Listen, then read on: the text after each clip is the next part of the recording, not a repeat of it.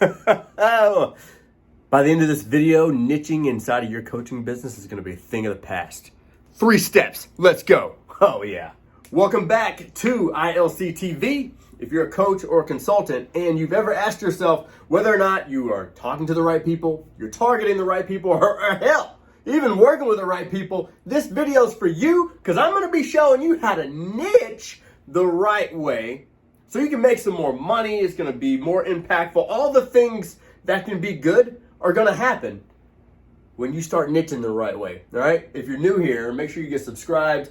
Make sure you hit that like button if anything resonates with you, because we have been helping coaches build multiple 6- and 7-figure businesses since 2015, doing this thing right here called niching. All right. Let's niche down. All right. So first things first, we do have an avatar guide for you, a freebie. All right. All you got to do is click the link in the description box. You can fill that out and it will help you figure out who your niche is, who's the person for you, your ideal client. All right. But we're going to break things down in 3 different steps. All right. The first mistake that most people make when it comes to niching their coaching business the right way is they focus on other people. So step 1 is you got to focus on you. So let's break down what I mean by focus on you. So most coaches are going to make the mistake of focusing on someone else when it comes to niching their coaching business the right way. What do I mean by that? Well, I want to work with nurses, or I want to work with doctors or chiropractors or dentists or lawyers or whatever the case may be. And that is one of the biggest niche problems that you can do out of the gate. All right. The first thing that you want to focus on is a problem.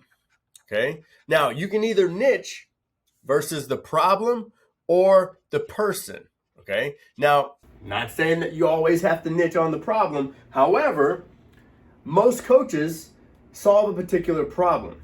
Okay. So if you focus on the problem, okay, people will automatically assume that you have the solution. If you focus on the person, people can have multiple problems. If I am a construction worker, I've got multiple different problems, right? I could have relationship problems.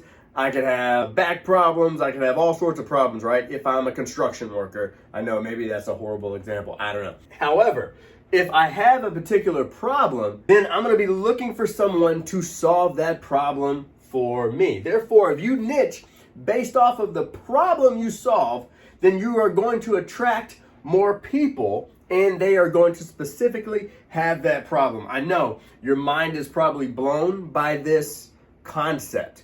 But think about it. If I solve a marketing problem for you, all right, case in point, back in 2014, we solved a marketing problem for network marketers. Some of the same things that we teach people today, some of the same principles that we make hundreds of thousands of dollars per client on, are things that we made hundreds of dollars on with network marketers. Why? We couldn't get a return on investment like we could for a particular coach in a certain industry today. All right. Now, we still solve the same problem. So when you focus on the problem, you end up winning. When you focus on the person, all right, that has that problem, that's how you niche down. All right. So once you are clear with the problem that you solve, now I can dive in to, all right, well, who is it? The thing that I want you to realize here is if you just focus on one problem, then it'll force you to really hone in your focus to build one skill set. Okay, because if I want to solve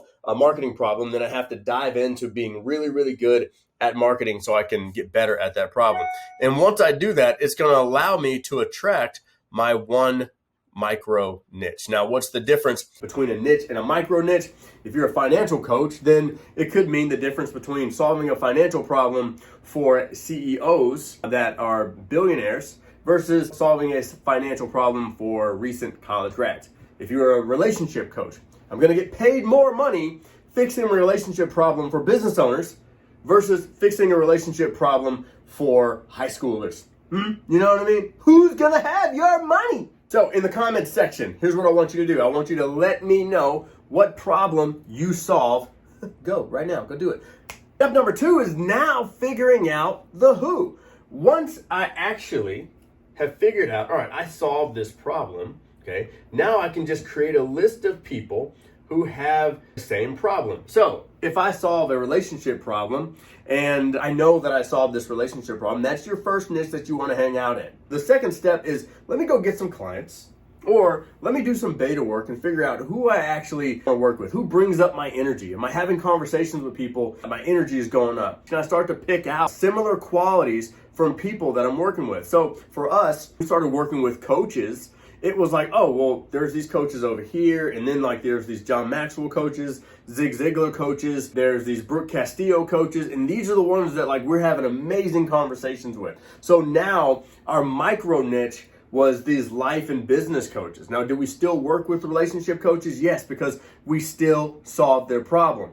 And so you're gonna end up with these niche levels, but you can easily see who has this problem. If you solve, again, a nutrition problem, then you can say, all right, well, do real estate agents, do salespeople have a nutrition problem that I can solve? Then it allows you to niche down, okay? These are the steps to niching. They're literally like steps to the niche, okay? That's how you do it. So once you know you have a problem solved, now I can figure out who has that problem. Make a list of the people who have that same problem. Make a list of the industries and the categories of people that actually have that problem. And then you have a choice to choose who your micro niche is. Step number 3 is get some clients, do some beta work, and make a decision.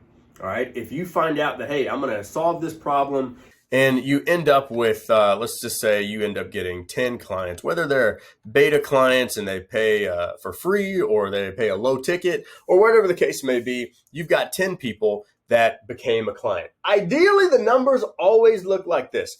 3 out of the 10, okay, are gonna be like ideal, perfect client. What you wanna do is you wanna ask yourself, what do these 3 people have in common? Who are these 3 people? Like, do these 3 people all do the same thing? Likely, they're really, really close.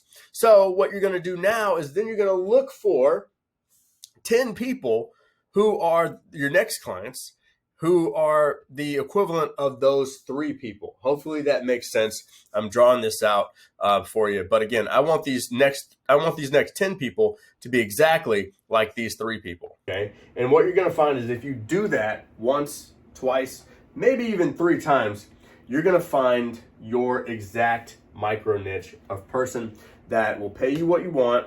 They're gonna be an excellent client. They're gonna love you, you're gonna love them. It's gonna be an absolute win-win-win no matter what. And that's how you niche your business the right way in 2022. So first things first, let's do a little recap, all right?